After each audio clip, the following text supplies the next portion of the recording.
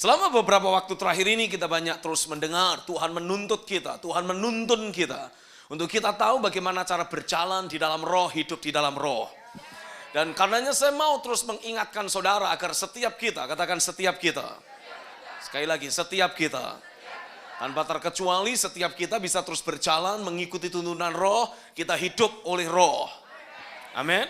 Apapun pesan firman yang Tuhan mulai berikan kepada kita, itu yang harus terus kita perkatakan. Apa yang kita yakini dari firman yang Tuhan beri, itu yang terus kita perkatakan. Itu yang terus kita deklarasikan. Sehingga dengan demikian kita bisa mulai men-setting jalan berpikir kita. Dan kita bisa mulai mempengaruhi kondisi emosi dan keadaan batin kita masing-masing. Pastikan saudara menyadari bahwa hal kerajaan sorga bukan masalah aspek makanan, minuman, atau aspek lahiriah lainnya. Tapi ini berbicara tentang kebenaran. Berbicara tentang damai sejahtera dan sukacita oleh Roh Kudus. Artinya pastikan dari waktu ke waktu di dalam batin kita, kita bisa merasakan the right standing before God. Tidak ada tuduhan, tidak ada rasa bersalah, tidak ada rasa tidak layak yang terus berkecamuk dalam batin kita. Kenapa? Karena kita terus selaraskan hidup kita dengan kebenaran. Kebenaran akan memerdekakan kita. Kebenaran akan membebaskan kita dari berbagai konflik batin. Halo, amin.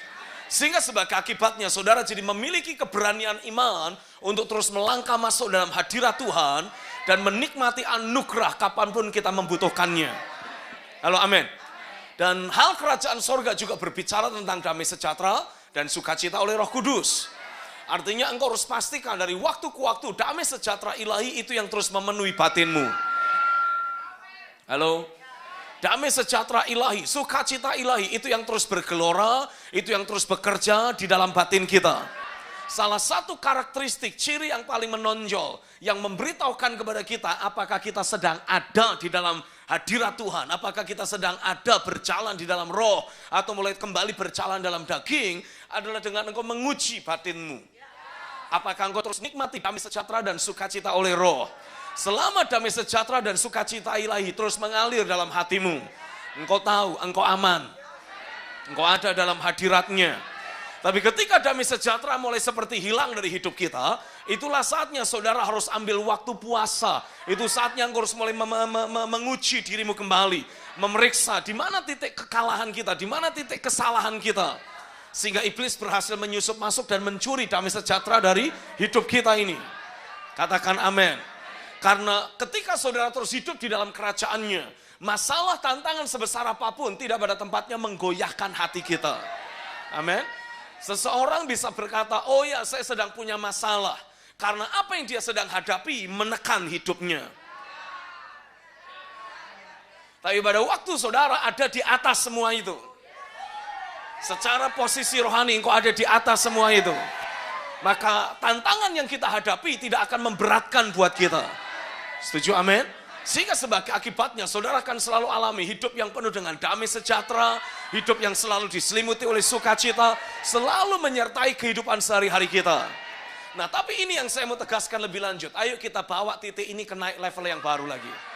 Naik ke level yang baru lagi. Setuju, amin?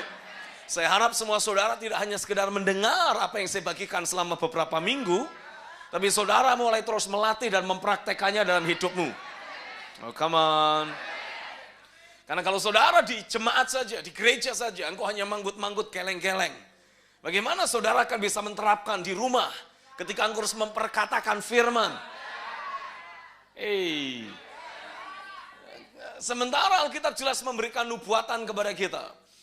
Ketika Yehezkiel melihat penglihatan, ada bait suci, ada pintu bait suci, dan dari ambang pintu bait suci mengalir aliran air hidup. Itu semua berbicara tentang hidup kita sekarang. Tubuhmu adalah bait Roh Kudus.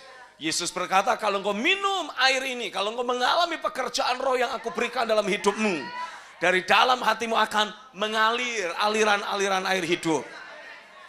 Otomatis dari dalam hati saudara akan terus mengalir aliran air hidup itu. Tapi untuk aliran air hidup itu bisa dialirkan. Dan tidak hanya berhenti di dalam diri kita, tapi bisa dialirkan. Artinya saudara tidak boleh hanya diam. Engkau harus pakai mulutmu untuk berkata-kata. Engkau harus pakai mulutmu untuk membuat deklarasi, memperkatakan apa yang kau yakini. Halo, amin. Ayo, saya mau saudara belajar, ikuti saya. Katakan sama-sama, di dalam hidupku ada pekerjaan roh. Dan setiap kali Roh Kudus bekerja di dalam diriku, selalu ada aliran air hidup yang siap memancar keluar dari batinku. Tapi aku harus pakai mulutku untuk memperkatakan setiap impresi, dasar keyakinan, perkataan roh yang aku terima ketika aku membaca firman, atau ketika merenungkan firman, atau ketika aku mendengarkan firman. Dan ketika aku memperkatakan firman itu, sesuatu akan terjadi dalam hidupku. Pekerjaan roh yang terjadi dalam diriku akan mulai mengalir keluar, tertabur melalui perkataanku, masuk di dalam hidupku. Aku sedang menabur di dalam roh melalui perkataan iman, melalui deklarasi firman yang aku lakukan. Dan setiap kali aku menabur, aku pasti menuai. Ketika aku menabur di dalam roh, aku memperkatakan firman, aku memperkatakan apa yang aku yakini. Aku sedang menaburkan firman dengan kuasa roh ke dalam tanah hatiku. Dan apa yang aku tabur, pasti aku tuai. Ketika aku menaburkan firman, aku akan menuai iman. Aku akan menuai kasih. Aku akan menuai damai sejahtera. Aku akan menuai sukacita. Aku akan menuai keakuratan terjadi dalam hidupku. Aku terus bertumbuh dari satu kemuliaan kepada kemuliaan, dari satu titik rohani naik ke posisi rohani yang lebih lagi. Itulah yang aku alami ketika aku deklarasikan firman. Dan apa yang aku lakukan sekarang, mengubahkan posisi rohaniku, memberi aku pengertian, memberi aku kesadaran bahwa posisi rohaniku sedang mengalami perubahan, sedang ditarik naik. Bahkan saat ini, ketika aku berkata-kata, Roh Kudus bekerja di dalam hatiku. Amin. Sudah percaya itu? Begitulah cara kita membuat deklarasi. Oh, come on. Tadi saya mengutip ayat firman dalam Yohanes pasal yang keempat. Saya mengutip ayat firman di dalam kitab Yehezkiel 47. Lalu kemudian saya mengajak untuk saudara mempraktekkan bagaimana cara membuat deklarasi. Begitulah cara kita melakukan deklarasi firman. Nah, saya percaya ketika saudara membuat deklarasi itu dengan penuh keyakinan. Bukan dengan pikiran kosong. Tapi apa yang saudara ucapkan, saudara sambil imajinasikan. Dan saudara mengucapkannya dengan penuh keyakinan. Sesuatu sedang terjadi dalam hidupmu. Amin. Karenanya saya mau semua saudara terus belajar melatih dirimu untuk tidak hanya sekedar berdiam diri, tapi mulai memperkatakan firman. Pakai mulutmu untuk berkata-kata. Come on, katakan amin. Semalam saya bincang-bincang dengan Gideon dan sempat kita terlibat pembicaraan tentang tinju. Karena salah satu saudara dia baru memenangkan kejuaraan tinju Asia Pasifik. Jadi menjadi juara Asia Pasifik. Ketika itu dia lakukan di Bali. Nah, kemudian dia bertanya, mengajukan sebuah pertanyaan. Dedi, apakah dalam dunia olahraga memperkatakan firman atau membuat deklarasi itu sangat esensial, sangat penting? Saya jawab, oh ya, sangat penting sekali. Lalu tiba-tiba saya teringat ketika tahun 1974 yang lalu pernah diadakan sebuah pertandingan tinju yang sangat legendaris antara Ali melawan George Foreman. George Foreman pada waktu itu sedang memegang juara tinju kelas berat. Juara tinju dunia kelas berat. Dan ketika dalam latihan dia sudah menunjukkan kecanggihan dia dan kekuatan pukulannya. Sansak itu apa namanya? Sansak, betul kan? Sansak itu ketika dipakai latihan, dia pukulin begitu. Setelah kira-kira 45 menit selesai dia pukulin, itu sansaknya berlubang. Jadi saudara bisa bayangkan kekuatan pukulan yang dia punya. Sansak itu keras. Tapi ketika dia pakai untuk latihan, dia pukul-pukul begitu. Selesai kira-kira 45 menit, itu sansak berlubang.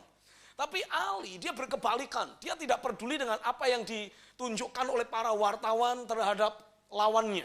Dia terus bicara mengucapkan kata-kata yang membangkitkan semangatnya dan membakar kemarahan lawannya. Tujuannya memang sengaja untuk kemudian ketika dalam pertandingan lawan menjadi terbakar emosi. Dan ketika lawan mulai terbakar emosi, disitulah titik lengah akan muncul.